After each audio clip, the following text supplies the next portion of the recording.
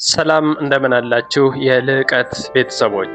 አንድ ጥያቄ ልጠይቃችሁ። ሁላችንም በሕይወታችን ውስጥ ስኬታማ መሆን እንፈልጋለን አይደል? ግን ስኬት ምንድን ነው? ገንዘብ ማግኘት ብቻ ነው? ትልቅ ቤት መገንባት ወይስ ውስጣዊ ሰላም ማግኘት?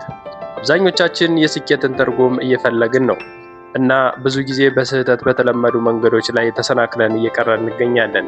ግን የትኞቹ ናቸው እነዚህ ስህተቶች? እና እውነተኛ ስኬት ላይ ለመድረስ በእርግጥ የሚያስፈልጉን ምስጢራት ምንድን ናቸው? ዛሬ ብዙዎች የማታውቋቸውን 5 የስኬት ምስጢራትን ይዤላችሁ መጥቻለሁ። እነዚህ ምስጢሮች ሕይወታችሁን ከስር መሰረቱ የሚቀይሩ፣ አስተሳሰባችሁን የሚያሰፉና ወደምትፈልጉት የልዕቀት ደረጃ የሚያደርሷችሁ ናቸው። እስኪ አብረን እንያቸው። የመጀመሪያው ምስጢርና ምናልባትም በጣም አስፈላጊው የውድቀት ፍርሃትን ማሸነፍ ነው። ብዙዎቻችን የሆነ ነገር ከመጀመራችን በፊት እንሰጋለን። ባይሳካስ? ሰዎች ምን ይሉኝ ይሆን? ገንዘብ ባጣስ? እነዚህ ጥያቄዎች ሁሌም በአእምሮአችን ውስጥ ይንጫጫሉ። የአሜሪካው ታላቅ የቅርጫት ኳስ ተጫዋች ማይክል ጆርዳን እንዲህ ይላል፣ በሕይወቴ ውስጥ ደጋግሜ ወድቄያለሁ፣ ለዛም ነው ስኬታማ የሆንኩት። ጆርዳን በሙያው ከ9000 በላይ ኳሶችን አምልጦታል። ወደ 300 የሚጠጉ ጨዋታዎችን ተሸንፏል እና የጨዋታ አሸናፊ ኳስ ለመወርወር በተሰጠው አጋጣሚ 26 ጊዜ አልተሳካለትም ነበር። ግን አልቆመም። ለምን? ምክንያቱም ውድቀትን እንደ መማሪያ መንገድ እንጂ እንደ መጨረሻ መንገድ አይቶ አያውቅም። ውድቀት ማለት የመጨረሻው መጨረሻ አይደለም። ውድቀት ማለት ትምህርት ነው። ስህተቶቻችሁን ተንትኑ፣ ከነሱ ተማሩና የተሻለ ስልት ይዛችሁ ተመለሱ። ፍርሃትን በአእምሮአችሁ ውስጥ እንደ እውነተኛ አጥር አትገንቡት። ይልቁንስ እንደ መሞከሪያ ደረጃ እዩት። ስትወድቁ እንጂ ስትሞክሩ አይደለም የምትሸነፉት። ሁለተኛው የስኬት ምስጢር ዓላማን በግልጽ ማስቀመጥና በእይታ መያዝ ነው። ብዙ ሰዎች ህልም አላቸው፣ ግን ጥቂቶች ብቻ ናቸው ያንን ህልም ወደ ግልጽ እና ሊሳካ ወደሚችል ዓላማ የሚቀይሩት። ሀብታም መሆን እፈልጋለሁ፣ ጥሩ ህልም ነው። ግን በቀጣይ 3 ዓመታት ውስጥ የራሴን የዲጂታል ማርኬቲንግ ኩባንያ አቋቁሜ በወር 50,000 ብር ገቢ ማግኘት እፈልጋለሁ። ይበልጥ የተለየና ሊደረስበት የሚችል ዓላማ ነው። ግብዎ ምን እንደሆነ በትክክል ካወቁ በኋላ በሚያዩበት ቦታ ሁሉ ይጻፉት። በስልክዎ ስክሪን ላይ፣ በኮምፒውተሮ ዴስክቶፕ ላይ፣ በመኝታ ግድግዳ ላይ። ይህ ቪዥን ቦርድ ይባላል። ለምሳሌ የዓለም የቦክስ ሻምፒዮን መሆን የፈለገው ሙሐመድ አሊ ገና በወጣትነቱ እኔ ታላቅ ነኝ የሚል ቃል በመስታወቱ ላይ ጽፎ ነበር። ሁሌም ሲያየው ያን ግብ እንዳይረሳው ያደርገዋል። ይህ በእይታ የማስቀመጥ ዘዴ አእምሯችሁ ለዚህ ግብ እንዲሰራ ያነሳሳዋል። የሚመጡ እድሎችን እንድታስታውሱ ያደርጋችኋል። ያለ ግልጽ ዓላማ መጓዝ ኮምፓስ ሳይዝ በበረሃ እንደሚጓዝ መንገደኛ ነው። የት እንደምትሄዱ ካላወቃችሁ የትም አትደርሱም። ወደ ሶስተኛው ምስጢር እንሂድ። የማያቋርጥ ትምህርትና የእድገት አስተሳሰብ። ዓለም በፍጥነት እየተለወጠ ነው። ትናንት ይሰሩ የነበሩ ነገሮች ነገ ላይሰሩ ይችላሉ። ስኬታማ ለመሆን ሁሌም ለመማርና ለማደግ ዝግጁ መሆን አለብን።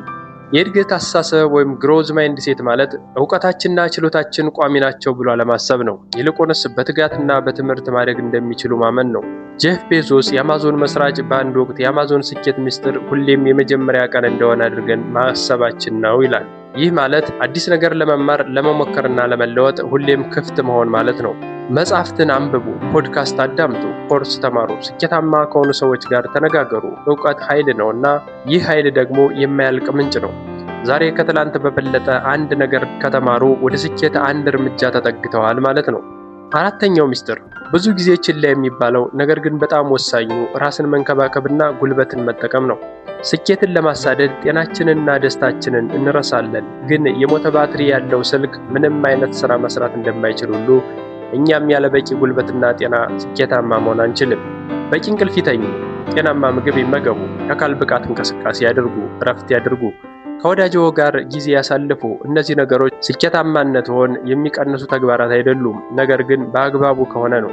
በተቃራኒው አእምሮና ሰውነትዎ በሙሉ አቅማቸው እንዲሰሩ በማድረግ ምርታማነትዎን ይጨምራሉ። ታዋቂው የቢዝነስ ባለቤት አሪያና ሃፊንግተን ስኬታማ ለመሆን መቃጠል አያስፈልግም ብላለች።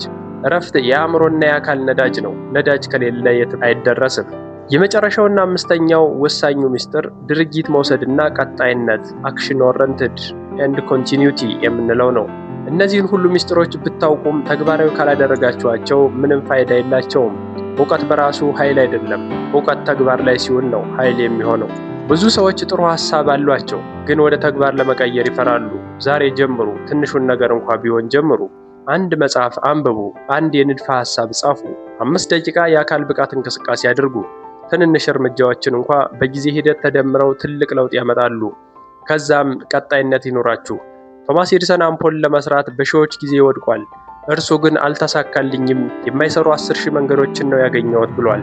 ይህ ነው ቀጣይነት። በየቀኑ በትንንሽ ነገሮች ቢሆን ወደ ግባችሁ አንድ እርምጃ ውሰዱ።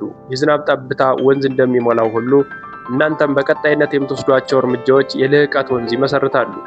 እንግዲህ የልህቀት ቤተሰቦች እነዚህ ናቸው ብዙዎች የማያውቋቸው 5 የስኬት ምስጢራት። የውድቀት ፍርሃትን ማሸነፍ፣ ግልጽ ዓላማ ማስቀመጥ፣ የማያቋርጥ ትምህርት፣ ራስን መንከባከብና ተግባር መውሰድ። አሁን ውሳኔው በእናንተ እጅ ነው።